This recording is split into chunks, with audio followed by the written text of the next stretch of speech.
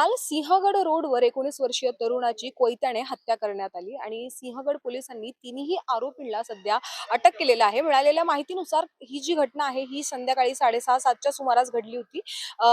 Hob नावाचं जे cafe आहे डीपी रोडवर कर्वेल नगरमध्ये तिथं गेल्या 1-1.5 महिन्यापूर्वी ह्या चारही मुलांचे काहीतरी एकमेकाला बघण्यावरून वाद झाले होते आणि त्यावेळेस ते जी वाद आहेत ते सॉरी म्हणून मिटवण्यातही आले होते. परंतु तो जो राग आहे तो मनात धरून हा जो 19 वर्षीय तरुण आहे, ह्या तरुणाला त्यांनी कुठेतरी चहा पिताना पाहिलं. त्यानंतर त्याचा पाठलाग करून शेवटी सिंहगड रोडवर आल्यानंतर त्याला कोयत्याने मारलं आणि त्यामुळे धक्कादायक म्हणजे हे जे तिन्ही आरोपी आहेत ते तिघही अल्पवयीन आहेत.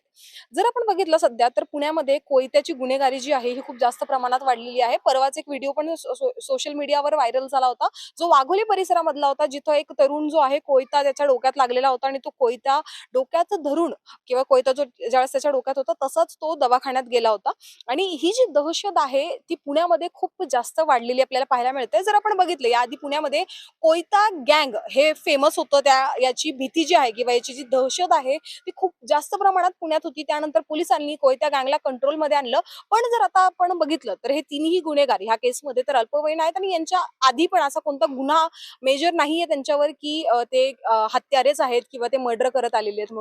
पण तरी सुद्धा कोयत्याने त्यांनी आता एका 19 वर्षीय तरुणाला मारले. म्हणजे जर आपण बघितलं तर चालता बोलता कोणी पण आता कोयता घेऊन एकमेकाला मारायचा प्रयत्न करतात किंवा मारतात आणि असेच मर्डर जे आहेत ते पुण्यामध्ये आता खूप वाढलेले पाहायला मिळतात. आता पोलिसांनी तर या तिन्ही आरोपींना अटक केलेलं आहे. हे अल्पवयीन आहेत. आता त्यांची पुढे काय इन्व्हेस्टिगेशन करतायत, काय नाही करतायत किंवा कोणते आता त्यांच्यावर गुन्हे नोंदवण्यात येणार आहे आणि कोणती शिक्षा त्यांना देण्यात येणार आहे ते पाहणं अगदी महत्त्वाचं राहणार आहे. पण आता पुण्यामध्ये हे जी कोयत्याची दहशत झालेली आहे ती कमी होणार का?